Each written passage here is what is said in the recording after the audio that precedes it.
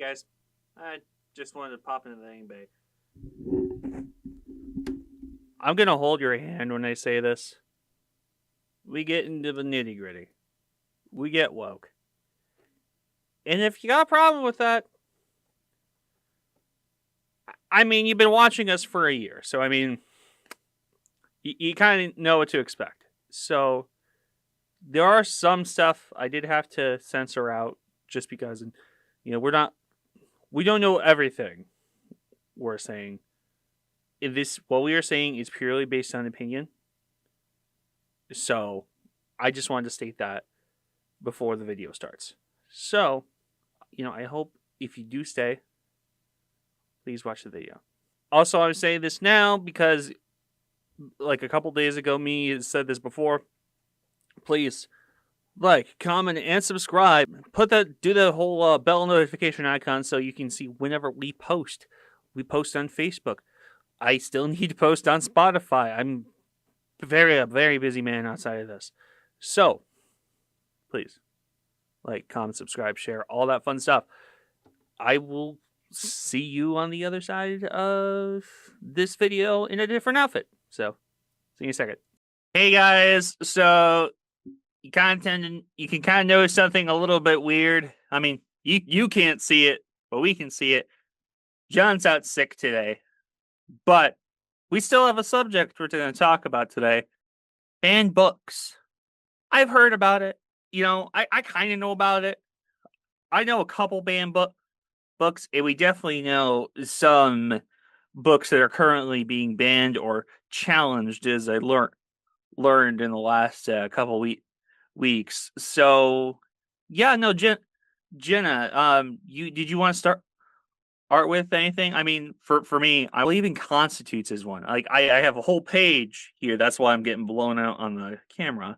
I have a whole page here of like banned books. So, I mean, if you want to like go start. I am gonna look through this list. So one thing I wanted to start off with was, if some people are aware of this, there's also challenged books. So firstly, I want to discuss the difference between challenged and banned books. Like, what exactly do they mean? So challenged books, from the brief research that I've done, challenged books are those removed or restricted from public places like schools and libraries, but nothing is stopping you from buying or reading them at a bookstore or online. Banned books, meanwhile, are those prohibited by law or restricted very heavily by different means from circulating in states or whole countries. And what's interesting is that there have been cases where bans of some books have been lifted in some countries. So they were banned at one point, but then something happened and they were unbanned. There's a lot of nuance to discussion of banned books. Most of the cases that we hear nowadays are in regards to children's books being pulled off of schools and libraries due to things like, for example, LGBTQ plus themes are talking about, like, those things are talking about challenge books. They're not the same. They're not, like, sometimes they are banned, but not entirely the same as the banned books. Because at least with challenged books, you can still buy or read them through other means in your country, depending on where you live. But in a place like America, there are states that have banned some books from schools and libraries that were passed into law in those specific states. However, you can still buy or read that book in another state in America that didn't ban them. So it's that whole entire thing is complicated. Yeah, and that's something I've noticed, especially in the last two. Well, I guess even I would even say last. No, 20 very long time, very long time. You can't even say, oh, the last two presidents, that we're not really trying to get political, but banned books are inherently political. So, buckle up, Buttercup. So, it's, it's just kind of, some of these books that I've seen, I tend to notice is a lot of the books have very some themes that are, I could say standing up against a government or questioning government. There's a lot of stuff about like loving somebody that's not like in the heteronormative field. Obviously questioning the like, you know, Basically questioning particular, the system. but yeah, questioning the system that's already kind of been put in place.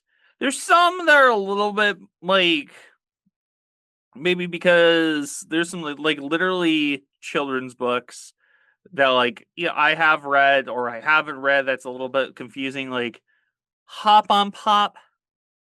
I'm not sure. Hop on Pop by Dr. Seuss. I'm a little bit confused about why that could be like banned. But there are some that obviously they maybe are more modern, like reasons for book banning are more like more or less sensitive people getting mad about out things like Yeah. Twilight is banned. Is it because of vampires? Harry Potter is banned, And what, because of witchcraft? And actually, you know what I find really interesting now that you bring that up is that what's interesting about some of the challenged books, because some of like the books that you mentioned, Twilight and Harry Potter, they were challenged books. Yeah. They weren't necessarily banned. I think there's a lot. Now that I think about it, I think there's a lot of overlap with challenged and banned. I think banned is just the extra, it's just the next step in being challenged, but I think some books just stay Mm-hmm. being challenged. So long tangent, long tangent there. What's interesting about some of the challenge books is that Mm-hmm. some of them, like Harry Potter, The Great Gatsby, The Hunger Games, even Lord of the Rings, they were at one point controversial, but that later slowed down sometime in the future, whenever that be. And for some of them, like Harry Potter, I think a lot of the backing off was because of merchandising revenue and movie Mm-hmm. deal revenue. Yeah. And also with at the same time with some books, it's because scholars of later generations reanalyzed some of the books, saw what they were trying to say something, they were trying to say something impactful and advocating for its recognition.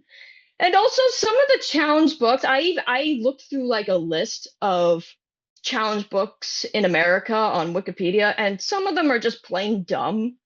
Like things like puberty, obscene language, the naked body, and religious themes, like they're all part of everyday life. So if you lose your mind over the slightest hit of them, I'm sorry, it's just how do you live with yourself? Yeah.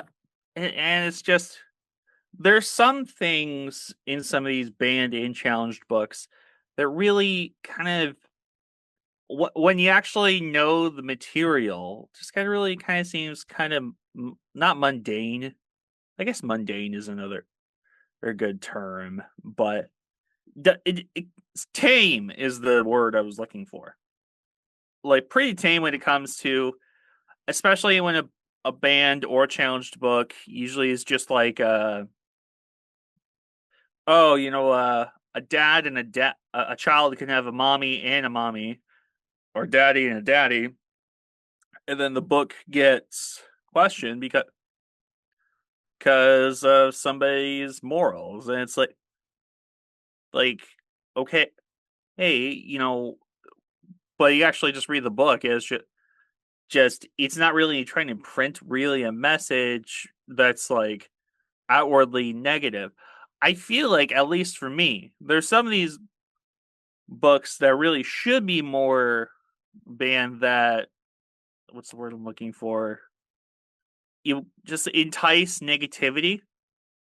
Yeah. Like, Um, and actually, and before we get into the really juicy stuff that I know all of you have been waiting for, we do, as we've been discussing lately, we do want to we are being a little bit nuanced with it because um, some of the books that have been challenged or banned, some of it, or even like in very specific circumstances, it is understandable. Mm-hmm. Like there are some books that kids definitely shouldn't be reading at a certain age, Mm-hmm. and there are some banned or challenged books that people really shouldn't be reading, like those created by very bad people or Yes. having very problematic stereotypes or just straight up illegal things in it. Yeah. And some some of the books that are banned or challenged is understandable when things like sexual content or obscene language really don't need to be in there and Mm-hmm. don't add to the plot and themes of a book in a meaningful way. But that's only, and we want to specify we're not like a full-on anti-censorship sort of thing. It's like in my perspective, I think censorship only really works in very hyper specific examples. It's just how, in most examples, however, banned or challenged books literally did nothing wrong, and the reaction to said books is way too drastic. Mm-hmm. And especially in America, it became as bad as it is now due to certain people in power enabling the silencing of real and prominent issues and using social media to purposefully spark outrage content to control their flock that probably need mental health services and not a glowing box from hell. Yeah. I. It's really just kind of you do. Ugh, I can't talk.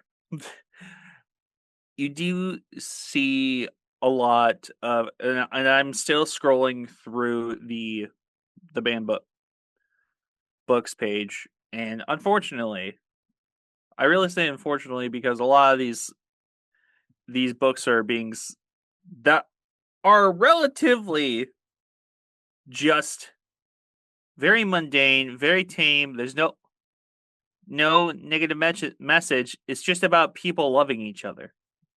Obviously, there are books that should be banned, like Jenna said, that are. I'm sounding like a broken record here, and I'm sorry. All right, but obviously, we no, we are not against like necessary censorship when it comes to not letting children read books that are sharing harmful stereotypes or just like harmful messages about like certain types of people and such or hateful ideologies. I mean, obviously, I can't understand why some bookstores will outright publish or sell books that do post hateful ideologies, but they still do. Probably because Uh, they were bribed. Probably they probably get like you know like lobbies and such. It's really hard to talk about banned books without talking about the politics of it. So we're sorry, we're not Yeah, really don't trying to get political here. yeah, But because it's like don't blame us. Blame the people that are blame actively trying to go against books. and this isn't just we're just going to say this. I'm going to say this out loud. Some of these books have been challenged over multiple presidencies, left and right. So it's not just a current guy in the guy like before the guy that was before him. Uh, no, this has been going on for a long time. You know, some of these books came out when Jimmy Carter was president. Some of these books came out when Nixon was president. You know, it's somebody and those said guys probably they perpetrated it. I'm not saying exactly, but I'm just saying because of like sentiments around the time, even like 50, 60 years ago. Oh, when some of these like very critically not panned, but very critically acclaimed books were published, they were challenged or they were banned because of the content that was questioning the authority of the people in power. And that's been going on forever. You know, yeah, some of these books were even like published over like 100 years ago. And probably it's a bit of an exaggeration. But when it's discussing books that are talking about how like historical figures or you know just the negative effects of racism Or or even like just straight up autobiographies of people and their exactly life stories.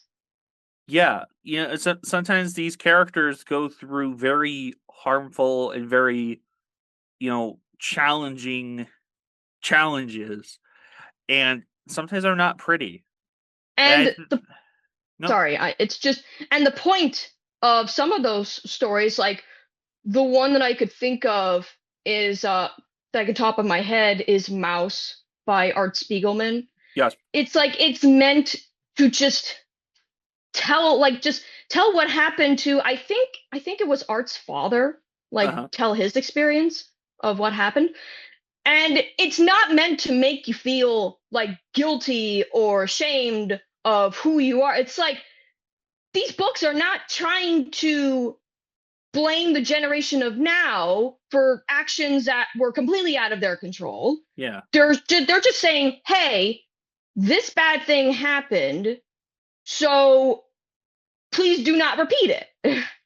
and I think it really kind of goes to show, especially with modern sensibilities, that a lot of people. What's the one way I can say? I'm just going to say it as it is, and I might have to censor it. White guilt. You get a lot. You get some people that, like, especially you're sitting through history class, and then you get the girl in the back crying about in the history books. So like the parents are getting mad because oh you're teaching my kid about history and now my kid feels bad for like something like people from like 2 to 400 years ago did. It's like you don't have to feel sorry for if this sounds bad, but I'm going to finish my thought. I'm going to complete this thought. You don't need to feel sorry for what somebody did hundreds of years ago. You need to be better than what those people did hundreds of years ago. You need to be a better person by showing that you are not that person and not be hung up on the fact that possibly your ancestors or somebody or whatever did something cruddy hundreds of years ago, centuries or decades or whatever ago. So, you know, Yeah, and that's sorry. why we have a lot of these books that are banned that have to do with racism and all this kind of stuff. Is that some of these people still have this guilt, but the way that they show or kind of reflect on this guilt is anger, and then they just don't want people to read it because they don't want to learn from history. And that's what some of these books are doing is like showing the history of what happened in these books or what happened in the past through these books. If people are sharing their stories, and some people just don't want to hear it. Instead of just not reading the book, they just like try to make sure nobody else can consume it, which honestly is worse for everybody else. So Yeah. And and the thing is that if you feel uncomfortable by it, that's the point. You're supposed to be uncomfortable by it. It's supposed to get you to take action, like as you say, Drew. It's supposed to inspire, it's supposed to make you take action to not to not repeat those things, to do better, yes, to be more empathetic and sympathetic towards people different from you. It yes. shows you the dangers of it. And we can't learn from history if we don't have the records of what happened. And Yeah. fortunately, there's some people that would rather not try to remember stuff that happened closer in time in history than oh, I can't talk. You know, we sometimes some people can say that time is a flat circle, especially when it comes to certain current events. We're not gonna really, we don't want to really get into it, but at least when it comes to these books, it's kind of not entailed, but it's kind of in the context of what we're talking about. Is that Yeah. yeah? So we're not trying. We really don't want to be, but anyway, do you have let's get out of that part. What in your notes other things that you think we should at least get into, Well, because we were kind of talking about it in circles. well, um, we were kind of alluding to this, but I really wanted to talk about why are books even banned at all?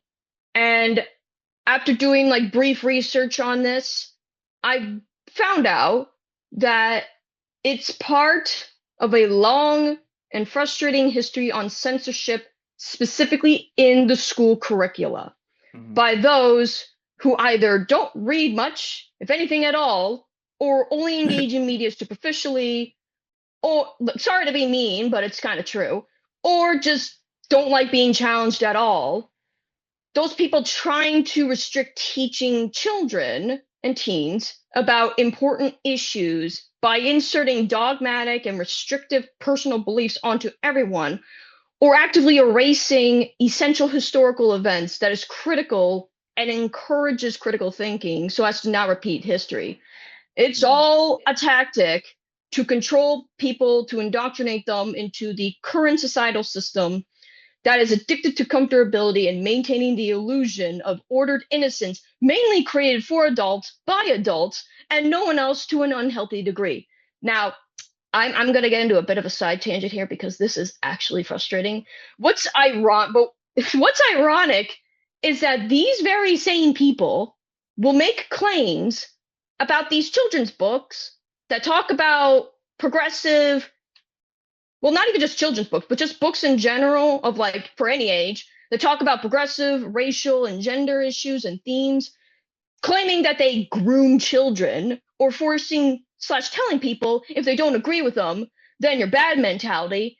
It's like all of that is to justify the restrictive and dogmatic people, like they themselves.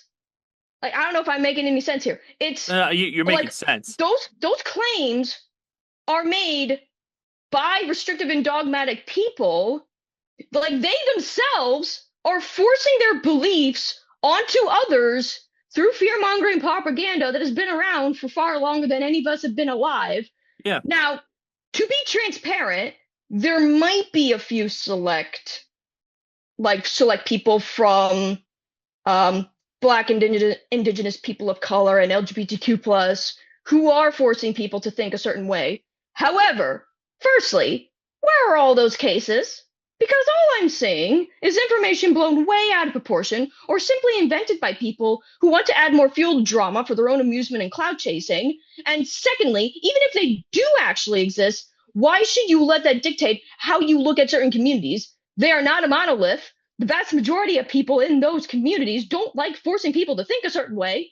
And if you are willing to let a few bad examples shape your perspective on entire diverse communities, then you already had an internalized prejudice against them and were looking for any sort of excuse to justify it. Yeah. And really the cases are far and in between.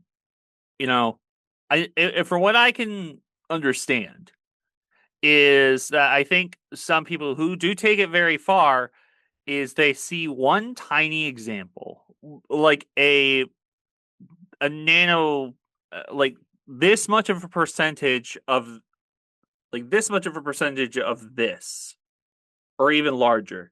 If they want a zero chance for it happening, but because of certain prejudices that like some of these people may or may not have, definitely may have or do have, it tends to be warped. And then you get cases like this where a book that's just really about, two people loving each other that just happen to be, the same gender or they are gender queer and all that kind of stuff. The book gets challenged because, some people don't want to be introspective about themselves or project themselves onto a character that may or may not be the same gender, sex, race, or, identity as that. Yeah. And even those books that do question, like, this current system or authority or whatever, some of them are just, they're not even like super deep or anything. They just simply are questioning them. Yeah. I was just gonna make this a joke, and I'm sorry for I know right now it's just really our family members, but we're getting woke here. But base level, even base level, because it shouldn't even be like some of these. I said it before. I said it again. A lot of the like love stories in these books, it's very tame. I tend to you tend to notice like, and I really didn't want to get too far into this because Jenna knows that I do have my opinions outside of this show are a lot louder than I'm trying to like have. That a lot of these people think that everything when it comes to the LGBTQIA community is inherently sexual. It's not always inherently sexual. They turn everything into, oh, it's gay. It must be having like sex. And they don't understand it. They're afraid of it. So they end up turning it into a big negative thing. Well, sometimes the story isn't necessarily even about sex or sexual content, but they're afraid that it might, and so that then the book gets challenged or banned because they don't want to have to explain to their children that a kid can have two parents that are the same sex, or identify as something else, or even to an extreme that we really wish that wasn't really like some kids might not have parents of the same race or whatever. It's just it's sorry to say it's asinine. It's asinine that it's kind of come to this, but even then, it's not just come to this because it's been kind of boiling up for decades. Yeah, and also a lot of these, like, specifically children's books, and even just like regular books that like don't feature it very, like, sexually. It's like children, and I would argue even some teens, like, they view these relationships purely romantic, like everything else. It's only the adults that project a perversion onto these things, not children. Because, like, children are a lot more empathetic and accepting than most adults like to give them credit for. Yeah, And yeah, also, so just to put like just to round this off, it's like, let's not kid ourselves here. Supposed claims of children's books or whatever about race issues, LGBTQ plus themes, and critical thinking, forcing children to think a certain way or else they're bad, is part of a long line of an already existing documented history with plenty of evidence behind it, mind you, of discrimination and prejudice through fear mongering propaganda in places like the school curricula created solely by white, straight, cisgender people. Of course, there is nuance, but still, they are the majority. yeah. I'm sorry to be mean, that's kind of true. I mean, Like, like against, we just because we look like it doesn't mean we really support some of that stuff. yeah, like, and they use that against those people who aren't those things. And what's sad is that that very history is actively being erased by the very people creating that propaganda. It's like, this discrimination didn't go away. It's simply adapted to modern times.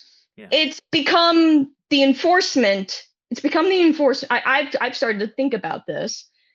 It's become the enforcement of hate and discrimination disguised as rebelling against the system when there was no system to rebel against, when you're enforcing that same restrictive and problematic system that has been around for centuries, that being, again, addicted to the facade of comfortability and ordered innocence created by shallow and adults obsessed with repressing other people, and to an unhealthy degree. I will say this, and we're really going to save one part of like what I'm about to say for another episode for possibly next week if we get the time to. Is I do find it funny how some books that were challenged and or banned or challenged at one point but now not is like how people consume the media. And I'm trying to like pussyfoot around this. American Psycho.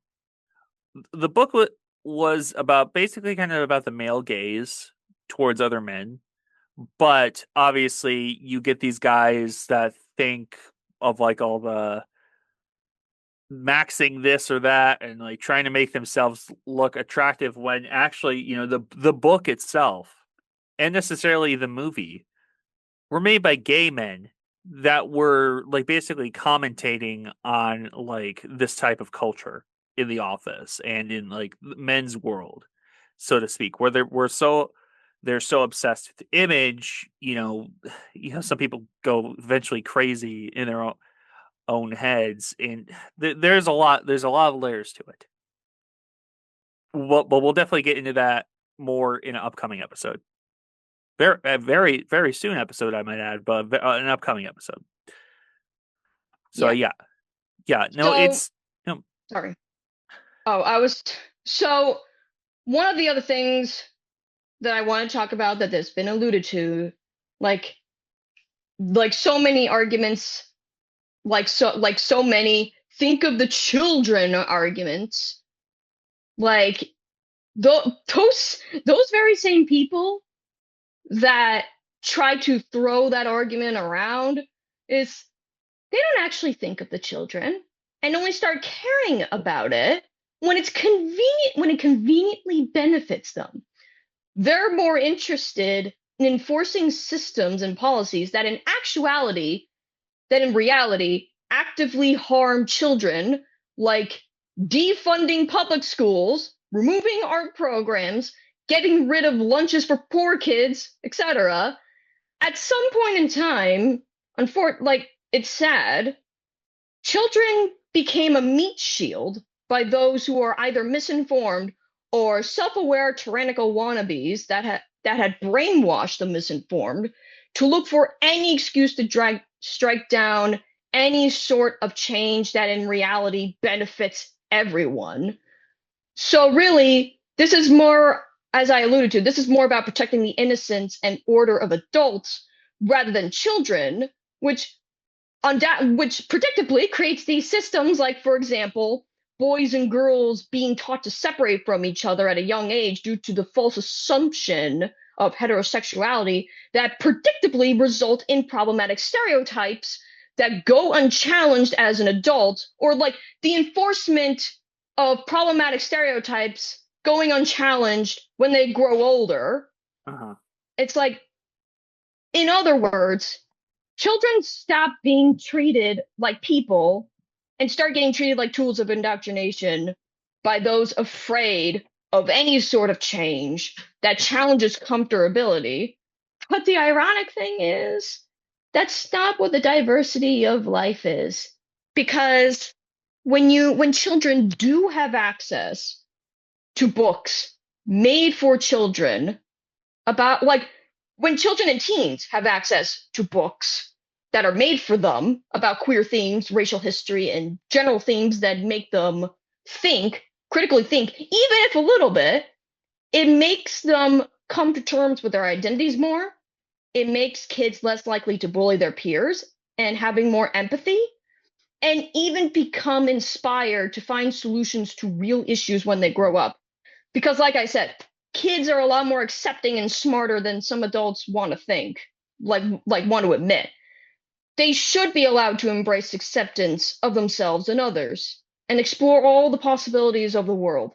Because after all, hate isn't born, it's taught by those around you. Mm. And really, I completely agree.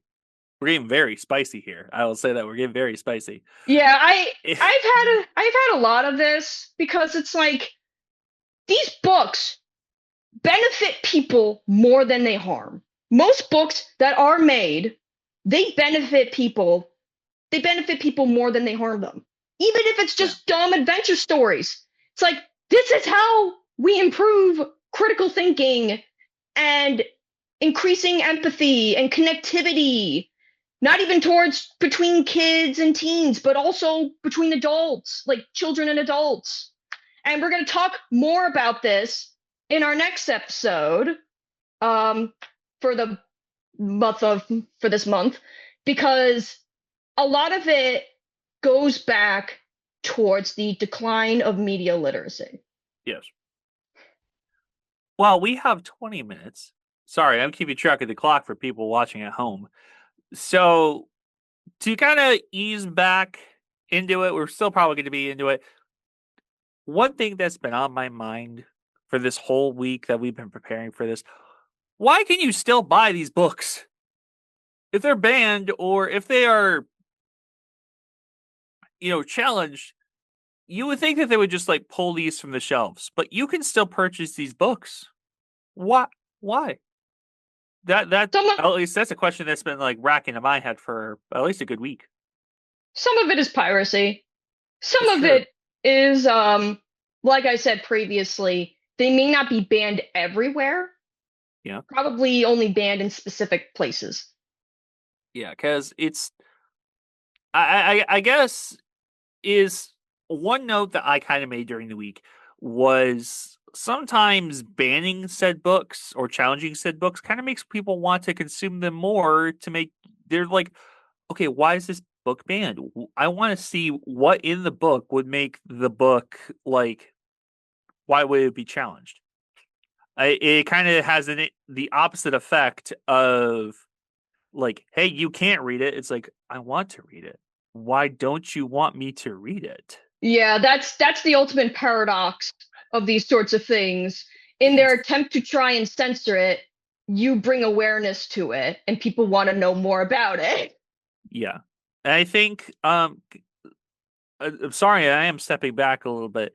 I think it kind of goes to the thing of like a lot of people, well, especially like the bully type, really never grew out of like that kind of grade school, middle school, high school like mindset of just in general.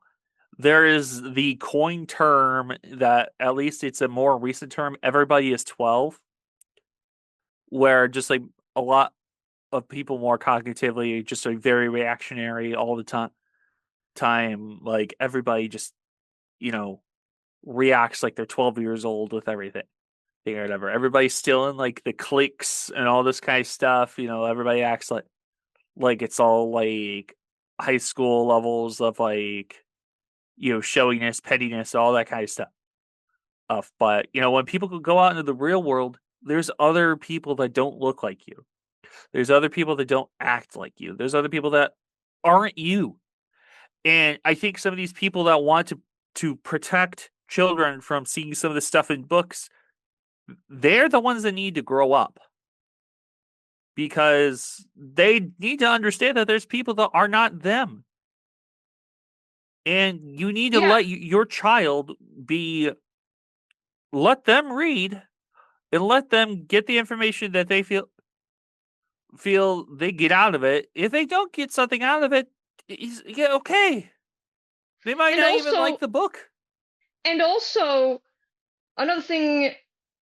Uh, uh-oh, I had this thought. Oh no. It's starting to go. It's not Oh confusing. no, it's starting to leave. And It's like also, I mean, first off, I need to preface this. This is probably going to be one of our more, as you can tell, one of controversial our more episodes. personal, critical, um, anger induce because like I said previously, most of the examples of books that are challenged or banned are just so freaking stupid and obviously have an ulterior motive. Like seriously, I'm not even kidding. There's a Dr. Seuss book, Hop on Pop. Why is Hop on Pop banned? It sounded like a broken record saying that. I probably said that And at the beginning of the episode, but still. yeah, and actually, I just remembered my thought. And teaching and actually reading these books and learning all of these different ways of thinking, not even just with like the story, like just seeing different types of stories and hence seeing different types of people, that increases your understanding of the diversity of humanity. It teaches not only kids but also adults that it's only human to be different from each other.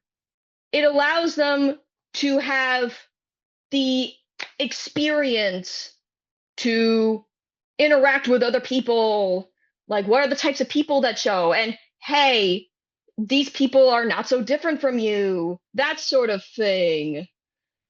And actually, one other thing I wanted to bring up, some of these books that are lumped into the children argument were never meant for children anyway. Some of them are meant for teens or young adults to adults. So the Yeah, fact that some of them are lumped into the think of the children, it's like it's that's just a buzzword now. It's just yeah. a buzzword they use.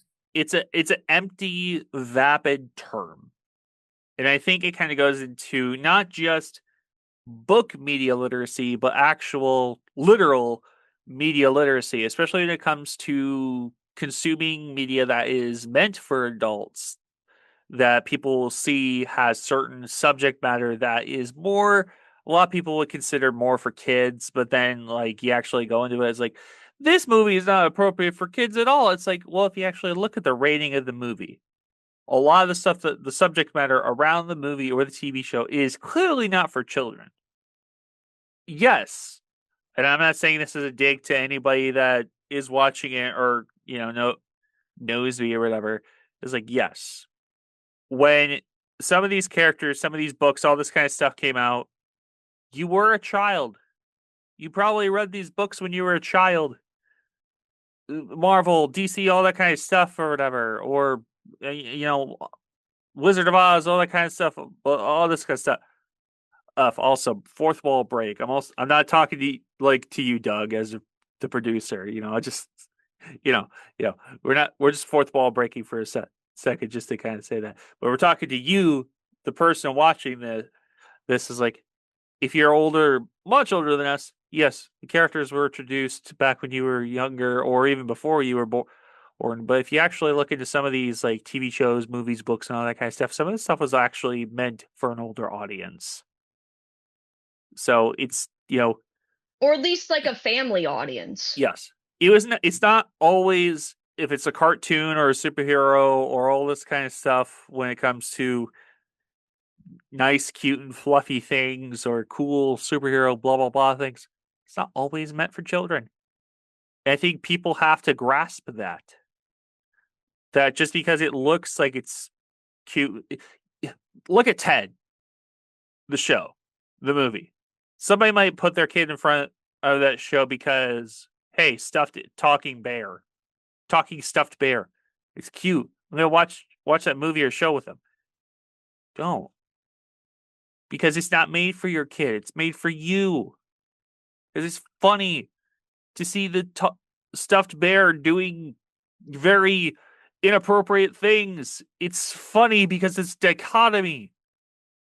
And some people just can't understand that. And then they'll complain about it on the internet and try to get the show challenged or canceled because they can't, handle something that looks cute and cuddly not be cute and cuddly.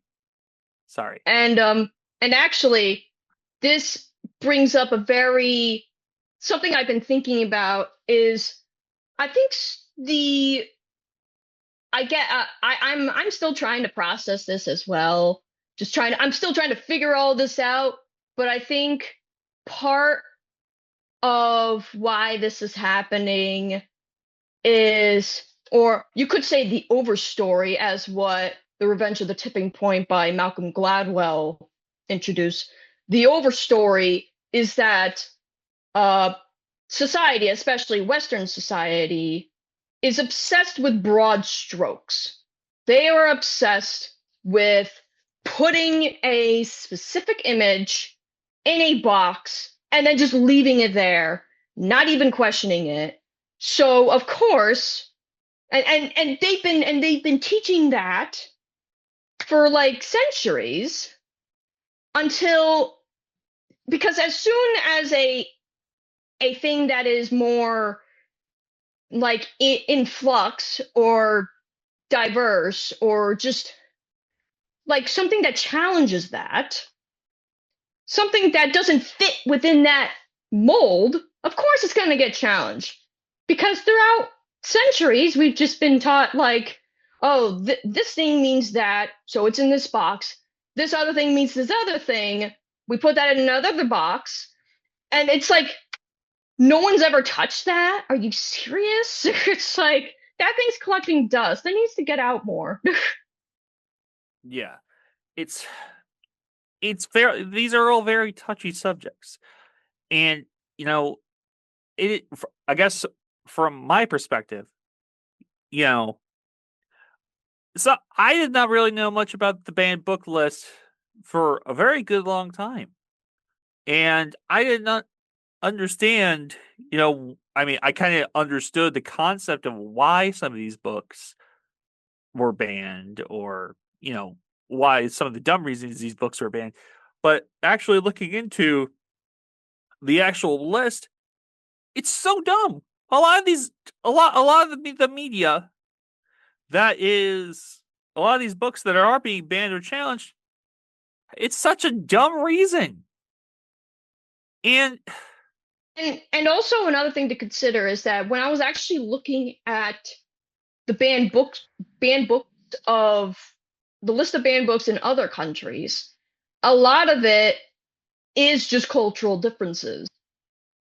Like, for example, some countries that have a lot more of a restrictive government, they tend to ban more books.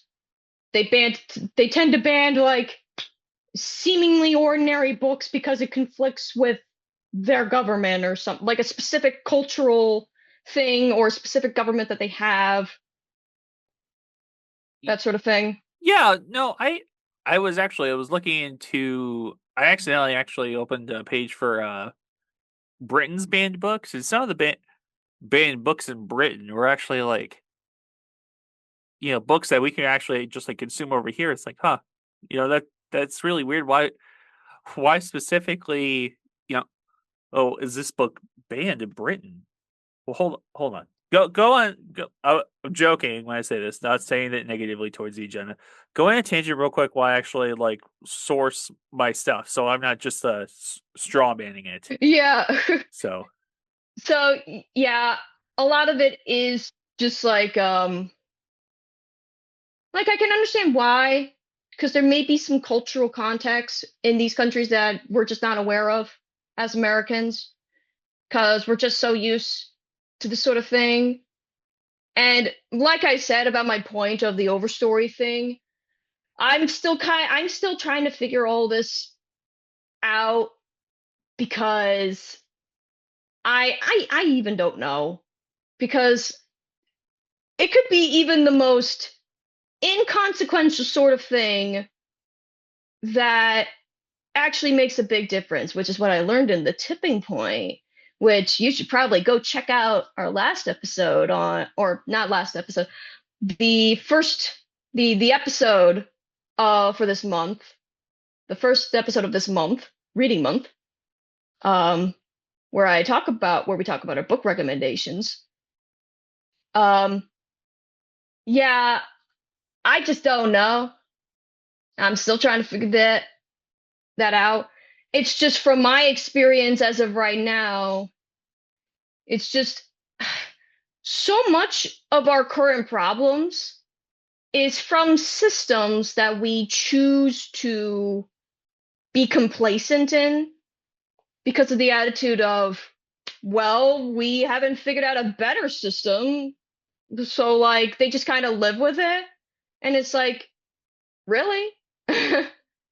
yeah, I'm looking at it. This is more of a condensed list, but I'm looking at this list of some banned books over in the UK. And at least with this list specifically, it does give me some like understandable like reasons. It's like, so Lady Shatterley's Lover, D.H. Lawrence, one of the most famous books banned in the UK. The sexually explicit novel was published in Italy in 1928, and yeah, I mean I might even like link it in the video later, but it's at least like sexually explicit content. It kind of makes sense. But then again, some people are going to read smut. So, I mean, like, sorry, that's a bit of a joke for people listening at and home. I'm so actually, sorry. and actually, speaking of smut, but actual smut that is beneficial to education, something I should have mentioned with the school curricula is that one of the other stuff, one of the other kinds of books that is I keep challenged forgetting, yeah. is sex education, because there is a lot more evidence that properly properly taught sex education is actually very beneficial to Yes. teens, because it increases awareness of teens and their bodies and how they work, Yeah. and they they're a lot more conscious of how their bodies work and other people around them. And there is plenty of evidence that when there's absence of well-educated sex ed, it it's like all the negative things happen. It's like, oh my gosh, the literal evidence of the absence, like the there is so much evidence The that fact, when this stuff is gone, removed, it leads to terrible results. It's like, yes. The fact that some people don't want to teach their kids about sexual education because they think that they're trying to indoctrinate people when they're just like, hey, we're a rubber. This is how like these like body parts work. This is how genetics work and all this kind of stuff. It's base level stuff. You know, I think a lot of people are worried with sex ed that people are just like showing porn during school. It's not that. I went through a sex ed class. Sure, that was back in 2012, 2010 to 2012. Not 2010 to 2010 to 2014. It's the bare minimum. You yeah, don't, exactly. it's not, I think people need to understand sexual education is beneficial for children, especially now, when Well, people are, to be yep, go mostly ahead. teens, like when they reach puberty, Yeah, that's that's important. what it was poor phrasing on my part. Teens. People think they're doing sexual education very early. No, you know when they're doing sexual education is when they're going through puberty, when they're going through like their body is actively changing. They're just showing them like, hey, your body. This is how your body works in this type of situation, and these are the proper channels. These are the proper things that you need to do so you don't mess yourself up. So that's Yeah. bad. That's bad phrasing on me. I not. Yeah, I know. Yeah, It's a habit. yeah. It's that sort of habit, since But people considering what still we're think talking about. anybody when your body changes when you're like 13 plus or whatever, you do need the proper like education when it comes to your body. And but people do not see well, even though a child is going through puberty, they are afraid of the puberty because they still see their child as the little baby. It's like your child is turning into an adult and they need to understand how their body works because if they don't, oh, they could royally mess up their body very badly, to Yeah. put it lightly. And a lot of that is because, like, ever since the nuclear family has been established, like, I think after like the end of World War II, I think, something like Hey, around, that. around there. Around that, when people, when the nuclear family got established and people became more separated, it's like we are obsessed with protecting innocence, but this results in projecting that protection of innocence onto, you know, Everything. teens, onto everything. And Yeah. this results in infantilizing, like, I don't know if that's a word, No, yeah, no. infantilizing teens. Infantilization, yes, it kills media in some Yeah. cases. In some cases. Also, well, we are running out of time. We are M.I.Diverse. I'm And Dryw. This is again, Jenna. yeah, We hope again, Johnny feels better. Go ahead. and again, sorry, audience. This was something that we've been thinking about for a very long time, because we have a lot of personal thoughts and a lot of anger towards this stuff. But this We is could just something that we are passionate. We're just passionate about this. we That's could have all. gotten a lot worse though. We're we're just we're just as progressive, if not very more progressive outside of this. So yeah, Yeah. And let's just say our next topic. Ooh, next episode about the decline it of gets media spicy. literacy. That's gonna get even more spicy, so you better stay tuned, you. Please. But like I said, we're M.I.Diverse. We try to stay on topic. Obviously, you can tell sometimes it's hard. Um, we thank you for watching. And yes, we got very nitty gritty this episode, and we're gonna get probably even worse next episode. But if you watched it all the way through, thank you for watching. And please like, comment, subscribe, share. I think I might actually do some of this stuff right at the beginning of the video just so we can make sure that people actually like, comment, subscribe, and share before they watch the whole video. So please, Put it in the beginning and the end, just to beginning remind, and just the the end. beginning and the end to really punctuate it. Yes. It, John's not here, so I'm going to do it. It's March's reading month, and reading is what? Fundamental, Fundamental. fundamental, Yeah, fundamental. it's fundamental.